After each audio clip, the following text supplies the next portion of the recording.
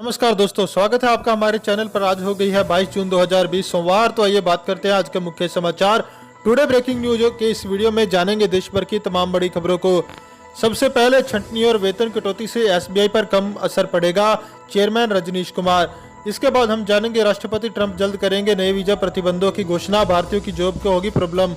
इसके बाद हम जानेंगे कल से उत्तराखंड बोर्ड के 10वीं और 12वीं की बाकी बचे पेपर एग्जाम देने से पहले जाने नियम। इसके अलावा चीन से झड़प पर पंजाब के सीएम कैप्टन अमरिंदर सिंह बोले, हमारा एक फौजी शहीद होता है तो उनके 5 सैनिकों को मारो। अगली बड़ी खबर में हम जानेंगे दिल्ली में बड़े आतंकवादी हमले की आशंका, हाई अलर्ट पर दिल्ली पुलिस। दोस्तों, आज की पहली बड़ी खबर में पेश है चीनी बीमारी का बिल्कुल ताजा अपडेट पूरे देश भर से। देश में कोरोना संक्रमण के अब तक 4,12,955 मामले सामने आ चुके हैं। इसी बीच गृह मंत्री अमित शाह ने रविवार को दिल्ली के मुख्यमंत्री अरविंद केजरीवाल और उपराज्यपाल अनिल बैजल के साथ मुलाकात कर संक्रमण से निपटने के मुद्दे पर चर्चा की। बैठक में उप मुख्यमंत्री मनीष सिसोदिया समेत वरिष्ठ अधिकारी भी मौजूद थे। इससे पहले गृह मंत्री ने वीडियो कॉन्फ्रेंसिंग के जरिए केंद्रीय स्वास्थ्य मंत्री डॉक्टर हर्षवर्धन और स्वास्थ्य मंत्रालय के अधिकारियों के साथ समीक्षा बैठक की। वहीं पिछले 24 घंटे में इंडो तिब्बतन बॉर्डर पुलिस के 14 और जवान संक्रमित मिले। आईटीबीपी में अब तक कुल 58 एक्टिव केस हो चुके हैं, जबकि 210 संक्रमित ठीक हो चुके हैं। ये जानकारी आईटीबीपी की ओर से दी गई। इधर भाजपा के राष्ट्रीय अध्यक्ष जेपी नड्डा ने कहा कि जून के अंत तक पीएम केयर फंड के जरिए देश में 60,000 वेंटिलेटर उपलब्ध हो जाएंगे। चलिए बढ़ते हैं अगली बड़ी खबर की ओर। छंटनी और वेतन कटौती से एसबीआई पर कम असर पड़ेगा। भारतीय state bank chairperson Rajnish Kumar ने शेयर होल्डर्स को कहा कि कोविड-19 महामारी के चलते छंटनी और सैलरी कटौती से बैंक पर दबाव तुलनात्मक रूप से कम होगा। इसका कारण उन्होंने बताया कि सरकारी और अर्ध सरकारी सेक्टर के बिजनेस अनुपात एसबीआई में ज्यादा है। बैंक शेयर होल्डर्स के लिए लिखे गए एक लेटर में रजनीश कुमार ने यह बात कही है। कुमार ने आत्मविश्वास जताते हुए कहा कि आर्थिक हालात ठीक नहीं होने के बावजूद भी वित्त वर्ष 2019-20 में देश के सबसे बड़े बैंक का परफॉर्मेंस जबरदस्त रहा है। चालू वित्त वर्ष में भी यह जारी रहेगा। FY21 में भी जबरदस्त ग्रोथ की उम्मीद।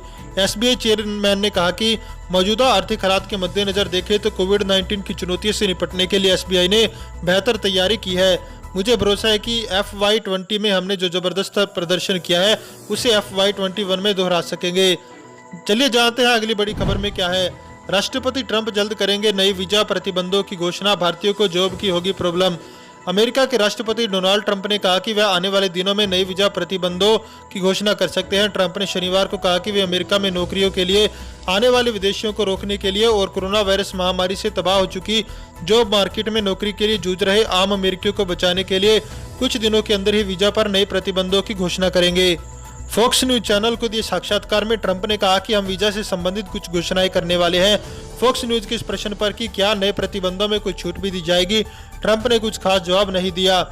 ट्रंप ने यह कहा कि बड़े व्यवसायों में काम करने के लिए उन लोगों की जरूरत है और ये लोग बड़ी तादाद में बहुत लंबे समय से आते रहे और इन पर ज्यादा रोक भी नहीं लगाई गई थी, लेकिन अब हम कुछ प्रतिबंध लगाकर इनके आने को काफी हद तक रोक सकते हैं। ट्रंप ने नए प्रतिबंधों की घोषणा करने से जुड़े विवरण देने से इनकार कर दिया। बात करेंगे आज की अगली बड़ी खबर की। आसमान में छाए बादलों ने दिल्ली और कुछ अन्य राज्यों के लोगों को निराश किया। वलयाकार सूर्य ग्रहण देखने की चाहत रखने वाले लोगों को आसमान में छाए बादलों ने दिल्ली सहित कुछ अन्य राज्यों में निराश किया और वे यह खगोलीय घटना स्पष्ट रूप से नहीं देख पाए। वलयाकार सूर्य ग्रहण में सूर्य अग्नि वलय जैसे नजर आता है। दिल्ली में सूर्य ग्रहण सुबह 10:19 पर शुरू होकर दोपहर 1:58 तक रहा। भौगोलिक स्थिति के कारण देश के अन्य राज्यों में इसके समय में थोड़ा अंतर रहा। दिल्ली में नेहरू तारामंडल की निदेशक एन रत्नाश्री ने कहा कि यहां बादलों के कारण सूर्य ग्रहण की दृश्यता बाधित हुई। रविवार सुबह वलयाकार सूर्य ग्रहण को देश के उत्तरी हिस्सों में कुछ क्षेत्रों में ही देखा जा सका, जिनमें राजस्थान, हरियाणा और उत्तराखंड के इलाके शामिल है। देश के शेष हिस्सों में सूर्य ग्रहण आंशिक रूप से देखा गया।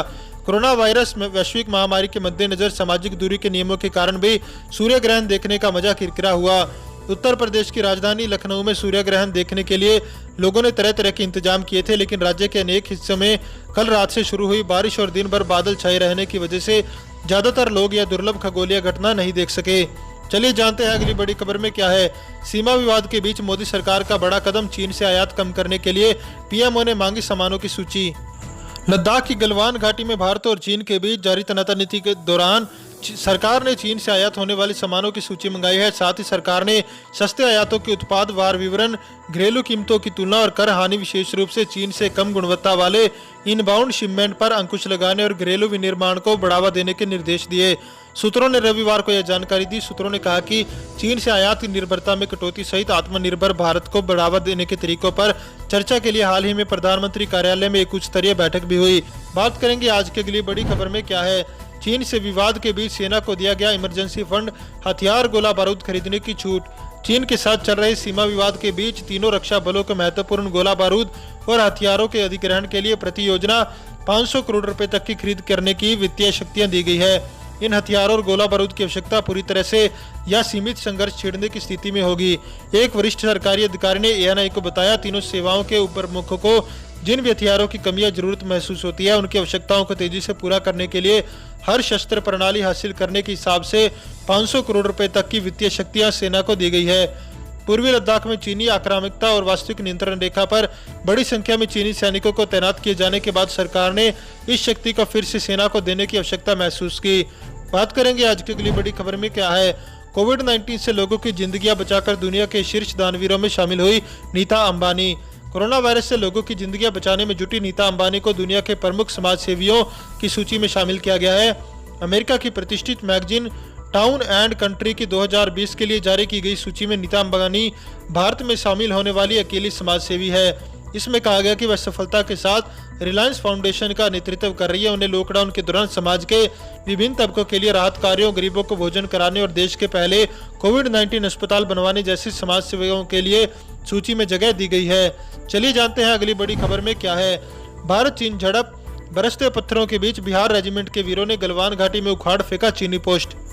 लद्दाख के गलवान घाटी में भारतीय जवानों के शौर्य की कहानी किसी से छिपी नहीं। काफी कम संख्या में होते हुए भी भारतीय जवानों ने चीनी सेना के छक्के छुड़ा दिए। चीनी सेना की ओर से जारी पत्थरबाजी के बीच बिहार रेजिमेंट के जवानों ने चीनियों के वो पोस्ट उखाड़ कर फेंक दिया जहां से चीनी सेना पीछे हटना नहीं चाहती थी। ANI की खबर के मुताबिक 15 जून की शाम को भारतीय 3 इन्फेंट्री डिवीजन के कमांडर अपने कुछ वरिष्ठ अधिकारियों के साथ पूर्वी लद्दाख में श्योक और गलवान नदी के वाई जंक्शन के पास पोस्ट पर थे।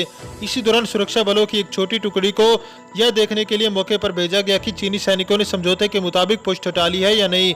चलिए जानते हैं अगली बड़ी खबर में क्या है।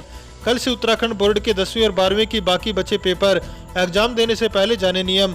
कोरोना वायरस के चलते लागू लॉकडाउन से उत्तराखंड में 10वीं और 12वीं की परीक्षाएं अधूरी रह गई थी, लेकिन अब सोमवार 22 जून से बाकी के पेपर करवाए जाएंगे।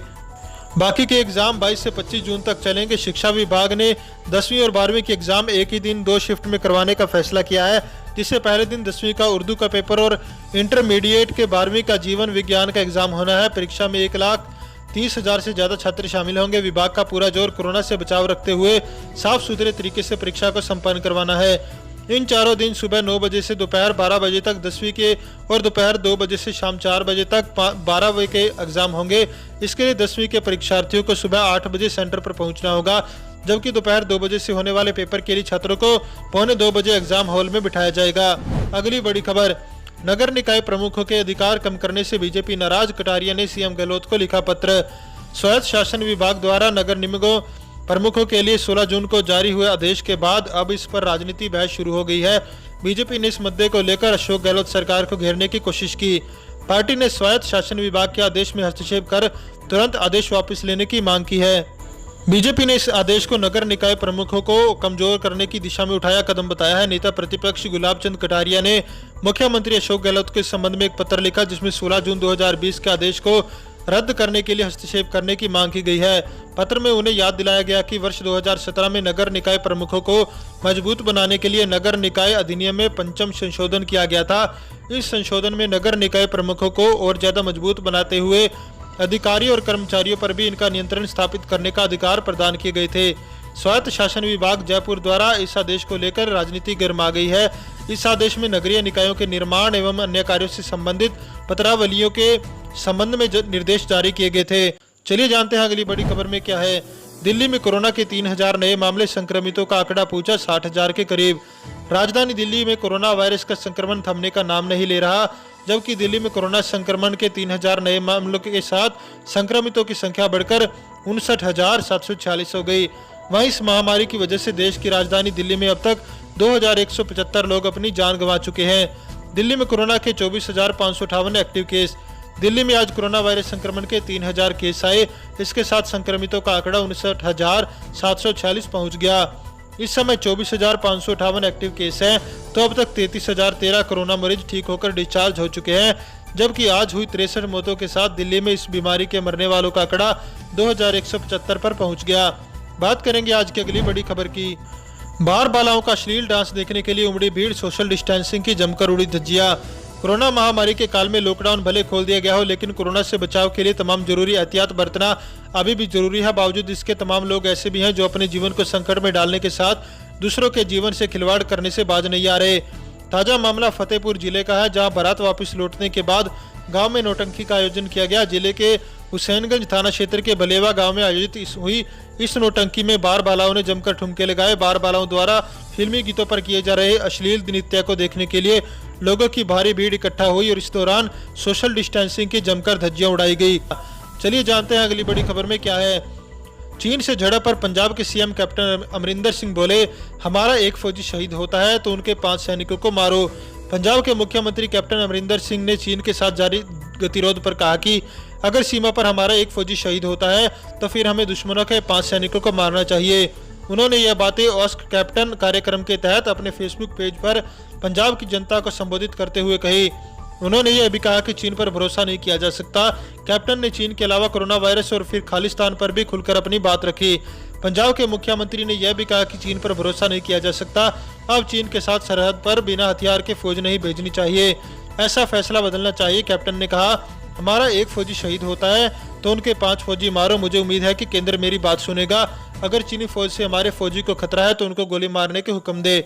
दोस्तों, इस वीडियो को लेकर आपका क्या कहना है, हमें कमेंट करके जरूर बताएं। वीडियो को लाइक करें और चैनल को सब्सक्राइब करके बेल आइकन के बटन को दबाएं। साथ ही साथ इस वीडियो को ज़्यादा से ज़्यादा शेयर करें। जय हिंद, जय भारत।